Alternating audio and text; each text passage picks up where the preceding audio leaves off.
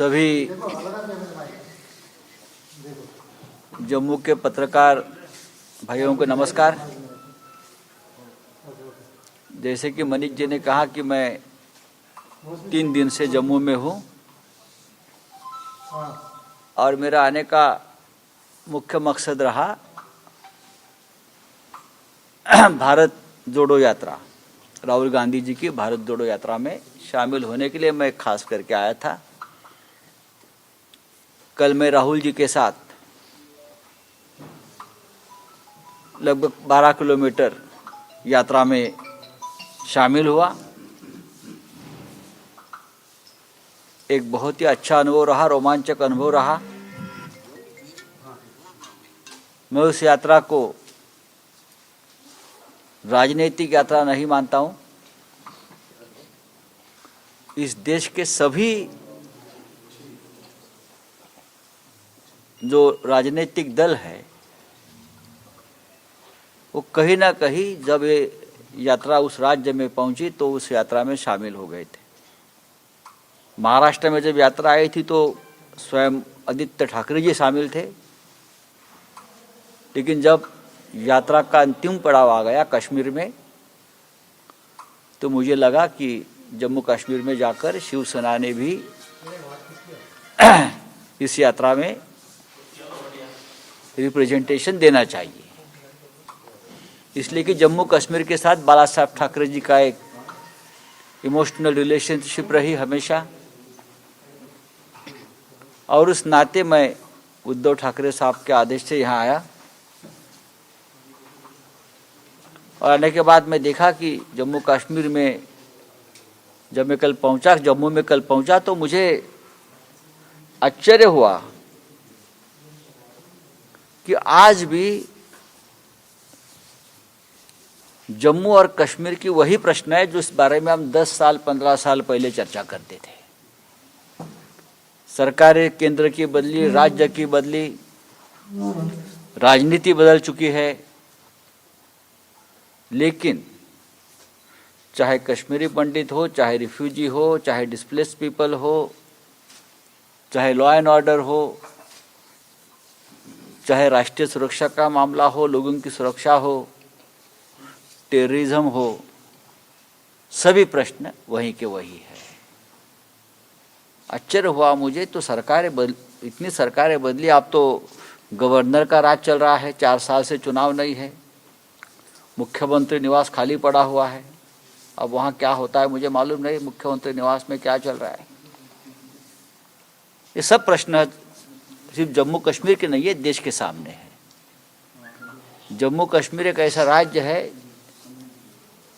इस राज्य का छोटा से छोटा प्रश्न और समस्या भी राष्ट्रीय प्रश्न बन जाता है।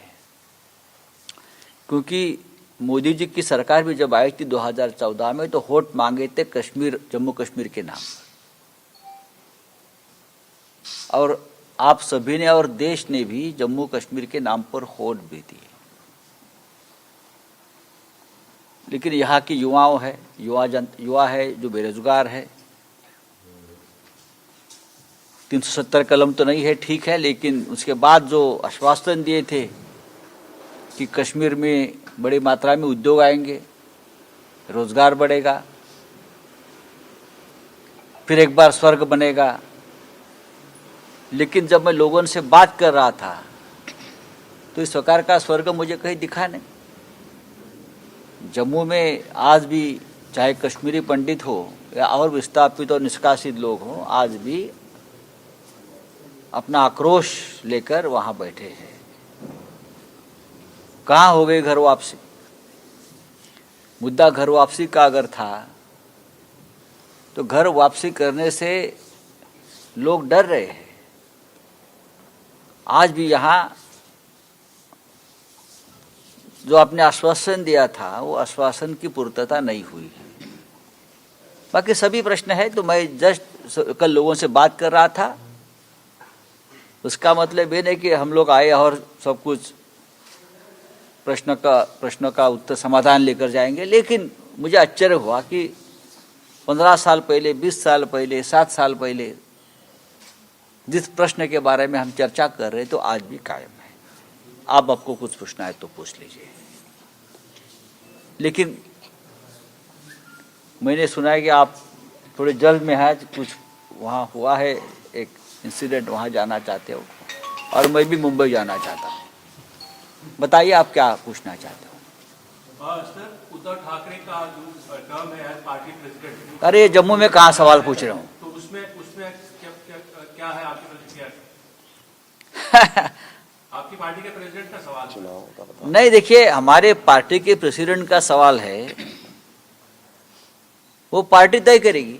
ठीक है, चुनाव आयोग उसमें आया है, लेकिन हमारे पार्टी का प्रेसिडेंट कौन होना चाहिए ये हमारी पार्टी तय करेगी। और हमको, जैसे शिवसेना प्रमुख बाला साहब ठाकरे, वो आजीवन पार्टी के अध्यक्ष रहे। जब चुनाव आयोग ने कोई संहिता बना दी तो हम उनके मुताबिक हम 2 साल बाद 3 साल बाद चुनाव लेते थे।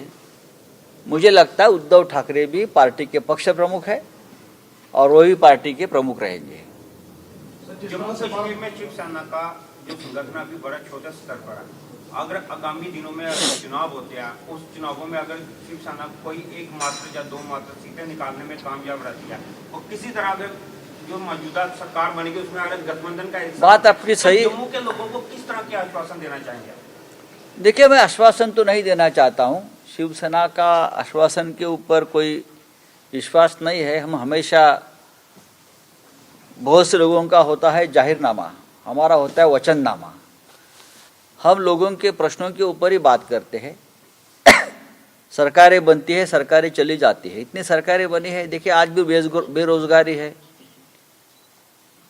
जो हमको करना था, जो करना है, उसका एक मेमोरेंडम तो हम पहले से बना कर रखा है। आपने देखा होगा, आप दे दीजिए जो लोकल इशू है सब। सबसे पहले यहाँ के जो युवा है, स्थानिक युवा, उनका रोजगार का जो मसला है, उसके तरफ हमको ध्यान देना पड़ेगा। जो हम मुंबई में करते हैं, जो महाराष्ट्र में करते हैं, यहाँ के युवाओं को प्राधान्य मिलना चाहिए रोजगार में। भूमिपुत्र है यहाँ के। और जिस मुद्दे पर शिवसेना की स्थापना मुंबई में हुई, महाराष्ट्र में हुई, भूमिपुत्रों के प्रश्नों पर, लेकिन आज यही मुद्दा छूट गया है। जम्मू कश्मीर या किसी भी इलाके में आप जाइए, सबसे बड़ी समस्या रोजगार की है। सरकार ने आश्वासन दिया था ना, 370 कलम हटने के बाद, सेक्शन जाने के बाद बड़े बड़े उद्योग यहाँ आएंगे, हजारों करोड़ की इन्वेस्टमेंट होगी। हाँ, बड़े बड़े उद्योगपति का नाम लिया था।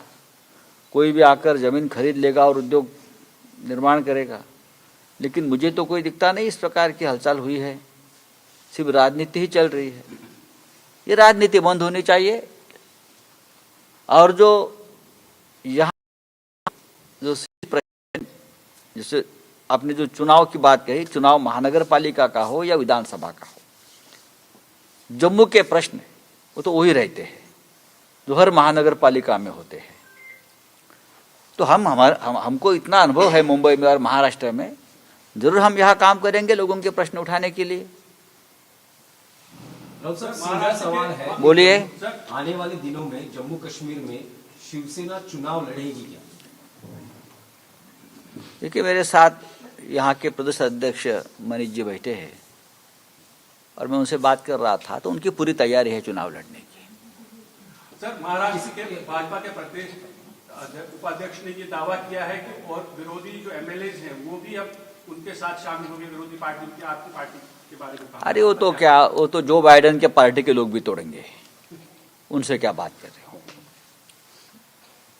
आज इस तरह से 2 ब्लास्ट हुए हैं अभी कुछ देर पहले, और एक मिस्टीरियस ब्लास्ट बताया जा रहा है। आप किस तरह देखते हैं? नहीं, ब्लास्ट हुए हैं और ब्लास्ट पहले भी हुए, ब्लास्ट होने जा रहे हैं। कहाँ है सिक्योरिटी, कहाँ है सुरक्षा? ये जो सवाल मैंने पहले भी पूछा था कि सब कुछ अभी ठीक ठाक हो जाएगा, ये जो वचन आपको मिला था इस राज्य को, मुझे लगता है हवा में है। राहुल साहब, आपने राहुल गांधी की भारत जोड़ो यात्रा का कुछ आपका अनुभव बताया। पहले वाले राहुल गांधी और अब के राहुल गांधी, आपको क्या फर्क दिखाई देता है? नहीं, मैं किसी व्यक्ति और नेतृत्व में फर्क नहीं करूंगा। राहुल गांधी जी वही है। मैंने उनका एक बयान सुना था एक किसी प्रेस कॉन्फ्रेंस में, जिस राहुल गांधी के बारे में आप सोचते हो उस राहुल गांधी को मैंने मार दिया है। किस परिवेश में वो बयान दिया था मुझे मालूम नहीं, कि मुझे बयान बहुत अच्छा लगा। राहुल गांधी के बारे में मीडिया और खास करके भारतीय जनता पार्टी ने एक प्रतिमा बनाई है, इमेज बनाई है, वो गलत है। और आपके मन में जो उनकी इमेज है, वो इमेज को राहुल गांधी जी ने नहीं, सभी लोगों ने खत्म कर दिया है। राहुल गांधी जी कन्याकुमारी से कश्मीर तक 4500 किलोमीटर से भी ज्यादा पैदल चल रहे हैं। यह अपने आप एक हिम्मत का काम होता है, साहस है, लगन है देश के प्रति। जिसका आत्मा इस देश के साथ चल रहा है वो ये पैदल चल सकता है। मैं उसमें राजनीति नहीं देख रहा हूँ इस यात्रा में, इसलिए शिवसेना भी शामिल हो गई। जब महाराष्ट्र में राहुल गांधी जी और उनकी यात्रा आई थी तो आदित्य ठाकरे साहब हमारे उस यात्रा में राहुल जी के साथ शामिल हुए थे।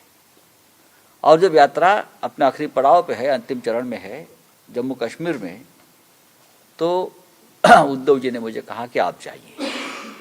इसलिए मैं भी कल उनके साथ लगभग 12 या 13 किलोमीटर में पैदल चला। राहुल गांधी का नेतृत्व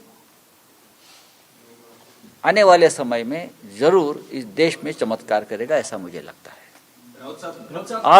और आप पुराने राहुल गांधी या नए राहुल गांधी में कोई फर्क मत करिए। राहुल गांधी जी अपने आप स्वयं एक ऐसा नेता है, मैं मानता हूँ, चाहे उनकी विचारधारा अलग हो, मतभेद हो राजनीतिक, लेकिन जरूर आने वाले समय में वो अपने नेतृत्व की चमक दिखाएंगे और एक चैलेंज खड़े करेंगे। लेकिन राहुल गांधी 2024 नजदीक आ रहा है और उसके पहले तीसरी आघाड़ी को लेकर बहुत सारी चर्चा हो रही है। केसीआर राव हो, ममता बनर्जी हो, एक साथ मिले थे। देखिए, ये थर्ड फ्रंट का प्रयोग बहुत बार हो गया और असफल हुआ है।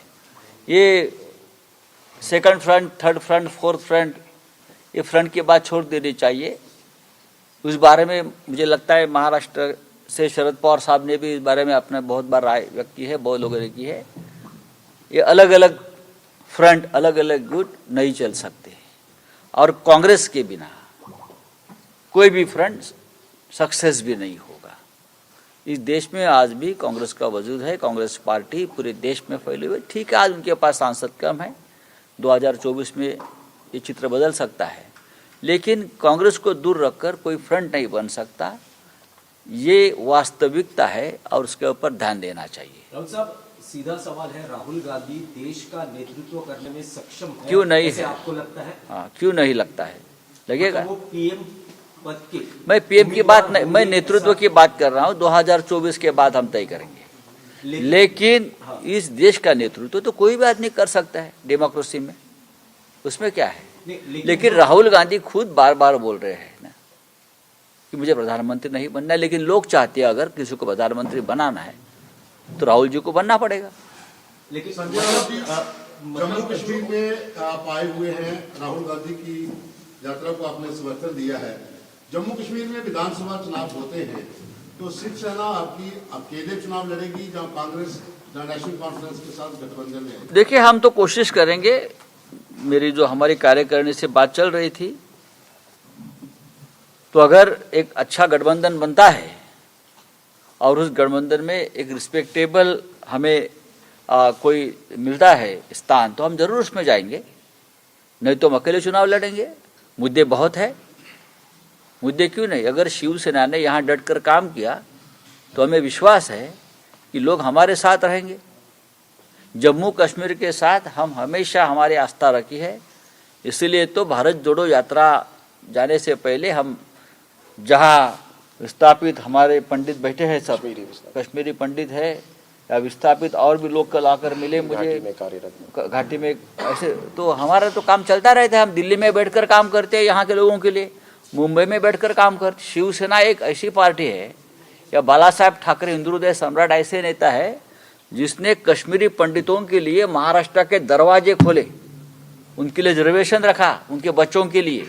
किसी पार्टी ने किया, किसी देश में या किसी केंद्र की सरकार ने किया?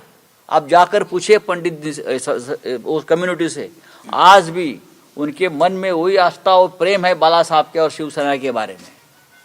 आपको लगता है कि भाजपा को आज के समय में अकेले अकेले पार्टियों को चुनौती देना मुश्किल है, इसलिए गठबंधन जरूरी है? किसको? भाजपा को। भाजपा जो आजकल इस स्थिति में है, इसमें अकेले अकेले किसी भी राजनीतिक पार्टी को। देखिए, भारतीय जनता पार्टी अपने आप को एक बहुत बड़ी पार्टी मानती है। वो बड़ी पार्टी है जरूर, मोदी जी के नेतृत्व में पार्टी बड़ी है, लेकिन कुछ राज्य अगर छोड़ दे तो हर राज्य में किसी के साथ उसका गठबंधन बना के या किसी पार्टी को तोड़कर ही वो अपना स्थान बना पा रही है। चाहे जम्मू कश्मीर हो, चाहे महाराष्ट्र हो, चाहे बिहार हो, चाहे कर्नाटक हो, आप जाइए ना, कहाँ भी देखिए, अपने बलबूते पर पार्टी कहाँ है? वो पार्टी नहीं है। राउत साहब, राहुल गांधी भारत जोड़ो यात्रा पे निकल पड़े हैं, लेकिन देश का जो विपक्ष है वो पूरा बिखरा हुआ है। उसको जोड़ने के लिए क्या करना चाहिए आपको लगता है? मतलब राहुल गांधी की यात्रा का जो उद्देश्य है वो सफल होते हुए दिखाई दे रहा है? देखिए, राहुल गांधी का यात्रा का उद्देश्य है देश को जोड़ना नहीं है, ये मैं मानता हूँ। उसके लिए आगे काम करना पड़ेगा। नहीं, लेकिन सबसे पहले चुनौती देने के लिए देखिए, पार्टी का संगठन भी जो मेरा आकलन है, राहुल गांधी जी मोदी जी को चुनौती देने के लिए पैदल नहीं चल रहे हैं। वो देश में जो नफरत है, एक जहर है, उसे खत्म करने के लिए एक यात्रा निकाली है। और यात्रा का मकसद आप समझ लीजिए। राहुल साहब, आप पूरे देश भर में बीजेपी को चुनौती देने के लिए निकले, जम्मू कश्मीर में भी काम कर रहे हैं, हर जगह पे इलेक्शन कौन? हो रहा है, शिवसेना। लेकिन उसी वक्त आपके पार्टी का सिंबल और पार्टी का चिन्ह दोनों भी प्रॉब्लम में है। कल इलेक्शन कमीशन में बहुत बड़ी सुनवाई हुई, 3 घंटा सुनवाई चली, और उसके बाद ऐसा लग रहा है कि वो पार्टी का चिन्ह और सिंबल की लड़ाई अब और बड़ी हो जाएगी। तो आपको क्या लगता है कि पार्टी का चिन्ह और पार्टी किसको मिलेगी?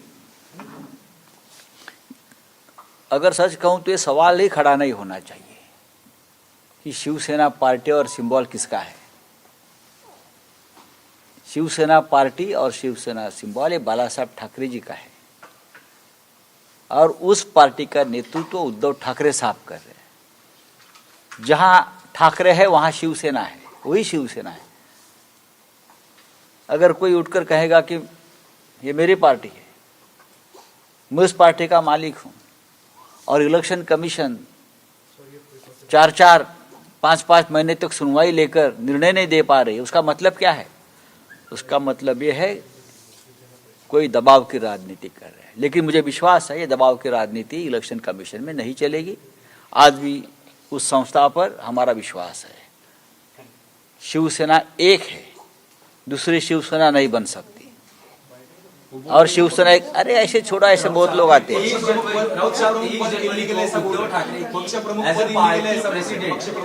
कौन बोलता है? कल इलेक्शन कमीशन में अरे बोलने वाले तो कुछ भी बकते हैं। जिस तरह से कुछ लोगों ने पार्टी तोड़ी है, क्या पार्टी के मालिक बन गए क्या? एमएलए चले गए, एमपी चले गए, उसका मतलब पार्टी नहीं, पार्टी जमीन पर है। और पता चलेगा, चुनाव लीजिए। ये सब क्योंकि कोई भगवान के मंदिर में जाकर मूर्ति की चोरी करने वाले भी बहुत लोग होते हैं, लेकिन वो भगवान के मालिक नहीं बनते, मालूम है ना? तो कुछ लोग बाला साहब ठाकरे की मूर्ति चोरने की प्रयास कर रहे हैं, लेकिन बाला साहब ठाकरे और उनका विचारधारा उनकी नहीं बनती। ये लोगों ने कल ही कहा ना कि हम मोदी के आदमी है, तो मोदी जी के आदमी बाला साहब ठाकरे के ऊपर अपना अधिकार कैसे बता सकते हैं, या शिवसेना के ऊपर? आप मोदी जी के आदमी, या मोदी जी के साथ रहो, हमारा कोई विरोध नहीं है। इलेक्शन कमीशन के पास कल जो आर्गुमेंट हुआ है, आपने देखा होगा, बहुत ताकत से हुआ है। लेकिन 23 तारीख को उद्धव ठाकरे जी की एज ए पार्टी प्रेसिडेंट, पक्ष प्रमुख जो टर्म वो तो एक टेक्निकल मुद्दा है। उद्धव ठाकरे जी पार्टी के चीफ रहेंगे, आज भी है, वो एक टेक्निकल मुद्दा है। राहुल साहेब, एक मराठी उत्तर हवं होतं की तुम्ही राहुल गांधी बरोबर। अरे हम जम्मू कश्मीर में बात कर रहे हैं भाई, सबको समझने दीजिए। लोगों जम्मू कश्मीर के इश्यूज ले लीजिए बस, चलो, थैंक यू। मौसमी बोलो। सर, ये लगातार आरोप लग रहा है कांग्रेस पर कि पॉलिटिक्स ऑफ अनटचेबिलिटी कांग्रेस कर रही है प्रैक्टिस, क्योंकि यहाँ पे कुछ दलों को निमंत्रण देती है और बीआरएस को और आम आदमी पार्टी को छोड़ देती है, तो इस तरह से कैसे विपक्ष की एकजुटता होगी? नहीं, देखिए विपक्ष की बीजेपी को भी छोड़ा है। मुझे मालूम नहीं क्या है यो भारत जोड़ो यात्रा के बारे में मैंने अभी जवाब दिया कि मैं उस यात्रा को एक राजनीतिक यात्रा नहीं मान रहा। राहुल गांधी जो निकले हैं पैदल हजारों किलोमीटर चल रहे हैं, वो किसी को चैलेंज देने के लिए, आह्वान देने के लिए नहीं है। इस देश में जो माहौल है उस माहौल के बारे में देश में जागरण करने के लिए या माहौल बदलने के लिए निकले हैं। अब ये यात्रा, अगर मैं तो कांग्रेस पार्टी का कोई प्रवक्ता नहीं हूं, लेकिन मुझे जो मालूम है मैं बता रहा हूं। मुझे लगता है कि आमंत्रण देने से केजरीवाल जी आ जाएंगे। आप मुझे बताइए, आमंत्रण देने से नवीन पटनायक जी कश्मीर में आ जाएंगे? मुझे अच्छा, पहले से तो नहीं बंद करना। नहीं, दरवाजे तो खुले ही रखे थे कांग्रेस ने, लेकिन देखिए कि कांग्रेस को छोड़कर कुछ लोग एक अलग संगठन या विरोधी दल का संगठन बनाना चाहते हैं। उसके ऊपर भी चर्चा होगी आने वाले दिनों में, लेकिन ठीक है, ये कोई मंच नहीं है और मैं कोई अधिकृत प्रवक्ता नहीं हूँ या नेता नहीं हूँ उस संगठन का। चलिए, धन्यवाद। राहुल साहब, महाराष्ट्र के बीजेपी के नेता कहते हैं कि जितना ज्यादा संजय राहुल गांधी के साथ चलेंगे, उद्धव ठाकरे का उनका जो विजय है उसके रास्ते बंद हो जाएंगे। चुनाव कर लीजिए महानगर पालिका का। कब करने जा रहे हो? क्यों भाग रहे हो भाई? राहुल गांधी इस देश के जमीन से जुड़े हुए नेता है। आपके कांग्रेस पार्टी के साथ मतभेद हो सकते हैं, लेकिन जिस मकसद के लिए राहुल गांधी चल रहे हैं वो देश के लिए है, राष्ट्र के लिए है। चलिए, धन्यवाद।